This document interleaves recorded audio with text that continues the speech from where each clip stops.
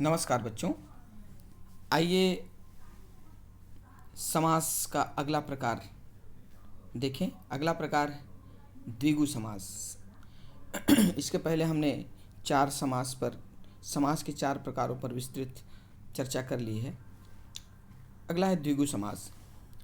द्विगु समास में जिस समास का प्रथम पद संख्यावाची होता है तथा वह किसी समूह का बोध कराता है, द्विगु समास कहलाता है।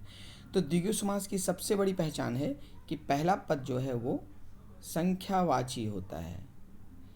और आप सबको मालूम है कि संख्या यदि किसी शब्द के सामने जुड़ जाए तो वो विशेषण का कार्य करता है। अर्थात हम कह सकते हैं कि प्रथम पद जो है वो संख्यावाची विशेषण होता है। और जब हम इसकी का विग्रह करते हैं तो ये एक ग्रुप का बोध कराता है, एक समूह का बोध कराता है। जैसे अच्छा, इसका जब समास विग्रह होता है तो दोनों पदों के साथ, प्रथम और द्वितीय दोनों पदों के साथ षष्ठी का प्रयोग होता है। जैसे पंचपात्रम, पहला पंचपात्रम, तो पंच यहाँ पर संख्यावाची है और पंच अपने आप में बहुवचन है, इसलिए पंच का रूप हो गया पंचानाम, षष्ठी विभक्ति। पंच का पंचानाम और पात्र का पात्राणाम, पंचानाम पात्राणाम, और अंत में लग जाएगा समाहार। तो ये हुआ पंचानाम पात्राणाम समाहार। तो दोनों पदों के साथ षष्ठी विभक्ति का प्रयोग होगा। यदि दो से आगे की संख्या है तो षष्ठी के बहुवचन का प्रयोग होगा। अगला जैसे त्रिभुवनम, तीन भी बहुवचन है, तो तीन का षष्ठी हो गया बहुवचन त्रयाणाम, और भुवन का षष्ठी हो गया भुवनानाम। यदि प्रथम पद यदि बहुवचन है तो द्वितीय पद भी बहुवचन होगा, क्योंकि द्वितीय पद विशेष्य है और प्रथम पद संख्यावाची विशेषण है। तो जैसा विशेष्य होता है वैसा उसका विशेषण भी होता है। तो यही कारण है कि दोनों पदों में विभक्ति समान होती है, संख्यावाची में भी और उसके बाद जो प्रयोग होने वाला विशेष्य है उसमें भी षष्ठी का ही प्रयोग होता है। तो चूँकि तीन है इसलिए त्रयाणाम हो गया षष्ठी, और भुवन का षष्ठी भुवनानाम, और अंत में समाहार। तो त्रयाणाम भुवनानाम समाहार। उसी प्रकार पंचवटी, पंच भी बहुवचन है, तो पंच का पंचानाम, वट का वटानाम, तो पंचानाम वटानाम समाहार। त्रिलोकी, त्रि भी संख्यावाची है तो त्रि का त्रयाणाम, लोक का लोकानाम समाहार, तो त्रयाणाम लोकानाम समाहार। अर्थात तीन लोकों का समूह, समाहार का अर्थ समूह होता है। नवरात्रम, नवरात्रम नव भी बहुवचन है तो षष्ठी का बहुवचन नव का नवानाम, और रात्रि का रात्रिनाम, तो नवानाम रात्रिनाम समाहार। त्रिफला, त्रि भी बहुवचन है तो त्रि का षष्ठी त्रयाणाम, फल का षष्ठी फलानाम समाहार, त्रयाणाम फलानाम समाहार। अष्टाध्यायी, अष्ट भी बहुवचन है तो अष्ट का षष्ठी अष्टानाम, और अध्याय का षष्ठी अध्यायानाम, तो अष्टानाम अध्यायानाम समाहार, अष्टानाम अध्यायानाम समाहार। सप्तशती, सप्त भी बहुवचन है तो सप्त का सप्तानाम हो गया और शत का शतानाम, तो सप्तानाम शतानाम समाहार, सप्तानाम शतानाम समाहार। तो इस प्रकार हमने द्विगु समास में देखा कि द्विगु समास के जो दो पद हैं दोनों पदों के साथ षष्ठी का प्रयोग होता है और अंत में समाहार लग जाता है।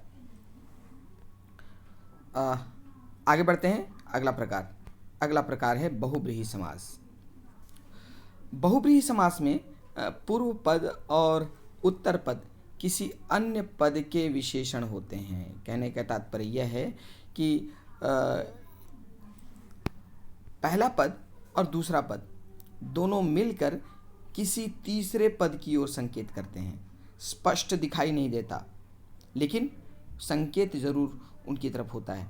जैसे उदाहरण के लिए लंबोदर, लंबोदर में एक है लंब और दूसरा उदर। लंब मतलब बड़ा और उदर मतलब पेट, ये हो गया बड़ा, इसका अर्थ और ये है पेट। अब देखो, जब हम बड़ा पेट कहते हैं तो किसकी ओर संकेत होता है? ऐसा कोई देव या व्यक्ति जिसका पेट बड़ा हो, ठीक, तो वो कौन है? गणेश। तो गणेश यहाँ स्पष्ट दिखाई नहीं दे रहा है, वो तृतीय पद है। ये दोनों पद मिलके, प्रथम पद लंब और द्वितीय पद उदर, ये दोनों मिल के संकेत करते हैं तीसरे पद अर्थात गणेश की ओर। तीसरे पद गणेश की ओर संकेत करते हैं। तो ऐसी स्थिति में इसका विग्रह कैसा होगा? लंबोदर। तो लंबम उदरम यस्य सह, अर्थात लंबा पेट है जिसका, बड़ा पेट है जिसका। अब इसमें ध्यान इस बात का रखना है कि द्वितीय पद जो है वो द्वितीय पद विशेष्य है और प्रथम पद विशेषण है। तो द्वितीय पद यदि नपुंसक लिंग में है तो उसका विशेषण भी नपुंसक लिंग में ही होगा। अब देखिए, लंबोदर में उदर जो है, उदर का पेट होता है अर्थ, और उदर नपुंसक लिंग का शब्द है। तो उदरम यदि है शब्द तो स्वाभाविक है कि उसका विशेषण लंब भी नपुंसक लिंग में भी नपुंसक लिंग में ही होगा।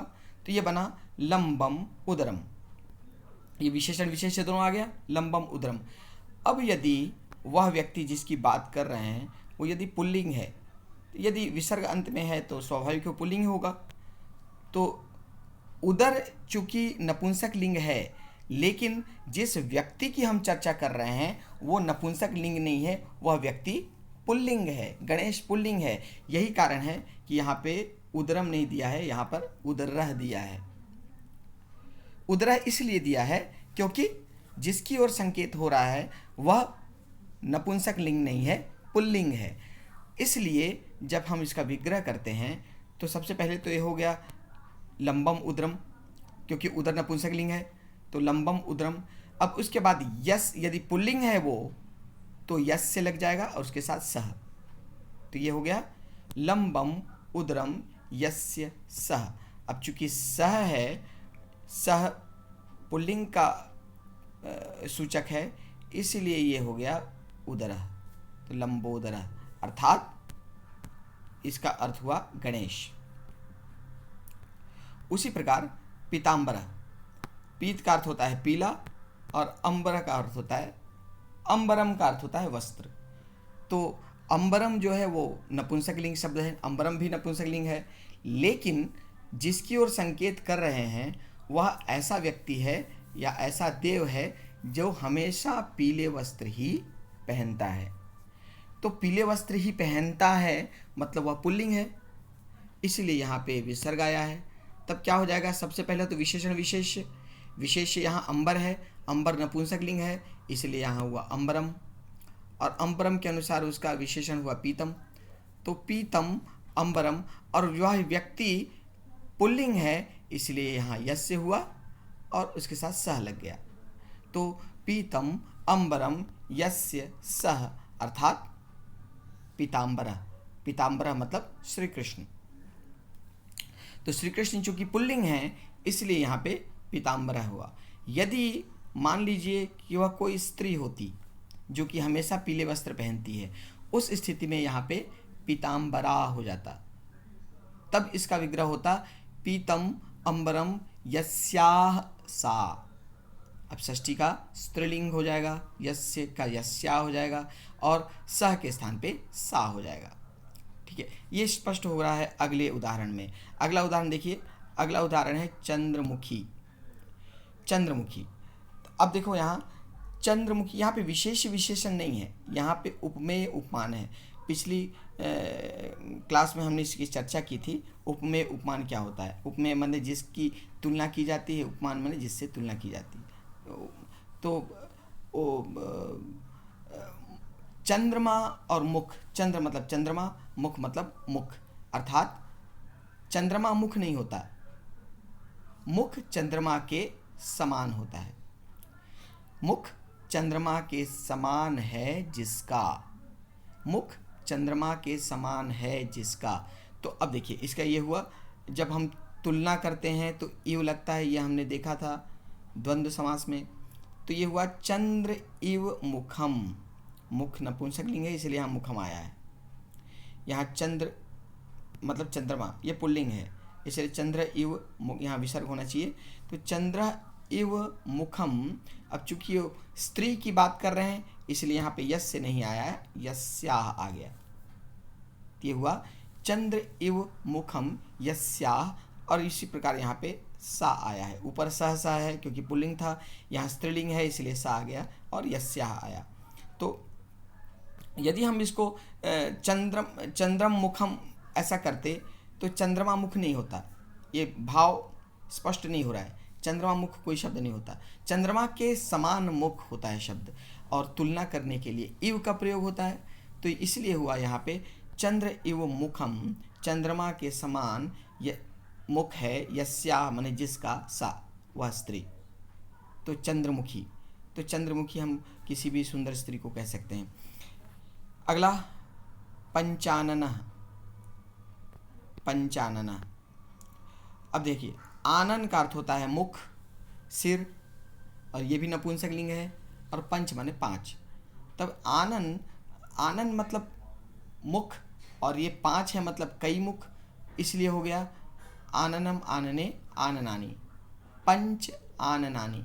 अब यहाँ पे पंचानी आननानी इसलिए नहीं होगा क्योंकि आप लोगों ने पढ़ा है कि 1 से लेकर 4 तक के जो शब्द होते हैं उनका रूप पुल्लिंग, स्त्रीलिंग, नपुंसकलिंग में अलग अलग होता है। एकः एका एकम, द्वौ द्वे द्वे, त्रयः तिस्रः त्रीणि, चत्वारः चतस्रः चत्वारि।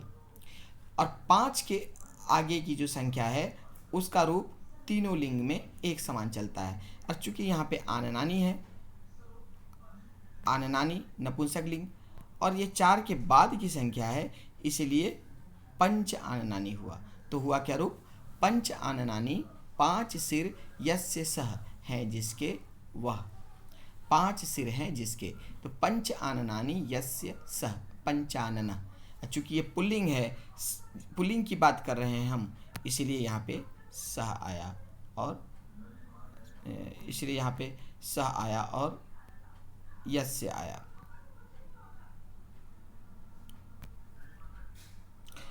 इसके बाद अगला चतुर्मुख, चतुर्मुख। तो चतुर्मुख शब्द से ही स्पष्ट है कि किसी पुरुष की चर्चा की जा रही है क्योंकि अंत में विसर्ग लगा हुआ है। अब मुख नपुंसकलिंग है तो सेम बिल्कुल वैसे ही ऊपर वाले जैसे 4 है इसीलिए नपुंसकलिंग का बहुवचन, मुखानी, मुखम, मुखे, मुखानी। अब 4 मतलब चत्वारी, अभी हमने चर्चा की थी 1 से लेकर 4 तक की संख्या का रूप तीनों लिंग में अलग अलग चलता है। चत्वारः, चतस्रः, चत्वारि, नपुंसक लिंग के लिए चत्वारी होता है, इसलिए यहाँ पे मुखानी के साथ चत्वारी आया। आननानी के साथ पंचानी नहीं आया क्योंकि पंचानी कोई वर्ड नहीं होता, क्योंकि 4 के आगे की जो संख्या है उसका रूप तीनों लिंगों में एक समान चलता है। यदि पुल्लिंग होगा तो भी पंच होगा, स्त्रीलिंग होगा तो भी पंच होगा, नपुंसक लिंग होगा तो भी पंच होगा। लेकिन 4 है तो यदि नपुंसक लिंग है तो चत्वारी, पुल्लिंग है तो चत्वारः, स्त्रीलिंग है तो चतस्रः। तो यहाँ पे मुखानी तो इसलिए चत्वारी हुआ, तो चत्वारी मुखानी, और मुख है मतलब पुल्लिंग है इसलिए हुआ यस्य सह। तो चत्वारी मुखानी यस्य सह, 4 मुख हैं जिसके, 4 सिर हैं जिसके, अर्थात ब्रह्मा। नेक्स्ट शुभानना। अगला जो द्वितीय पद आनन है, आनन माने भी सर होता है, ये ऊपर आनन था यहाँ भी आनन है, लेकिन ऊपर वाले उदाहरण में आनना है और यहाँ पे आनना है। इसका मतलब इसकी जो हम चर्चा कर रहे हैं ये स्त्रीलिंग है, और आनन चूंकि नपुंसक लिंग है इसलिए आननम होगा। तो शुभम आननम, आननम है इसलिए शुभम भी नपुंसक लिंग में हुआ, तो शुभम आननम, और यस्याह सा इसलिए हुआ क्योंकि शुभाननः नहीं है, ये शुभानना है, शुभानना है इसलिए यस्याह सा हुआ। तो शुभम आननम यस्याह सा शुभानना। नेक्स्ट नीलकंठ। कंठ मतलब गर्दन, गला, गला या गर्दन भी नपुंसकलिंग है, या अंग भी नपुंसकलिंग होता है, तो कंठम। तो चूंकि ये नपुंसक लिंग है, इसे नील भी नपुंसक लिंग में हुआ तो बना रूप नीलम कंठम। कंठम, कंठ, कैसा कंठ? नीला। तो नीलम कंठम, यहाँ पे अंत में विसर्ग आया है, इसका मतलब ये पुल्लिंग है। तो ये रूप नीलम कंठम यस्य सः, नीलम कंठम यस्य सः नीलकंठः। अगला चंद्रशेखरा।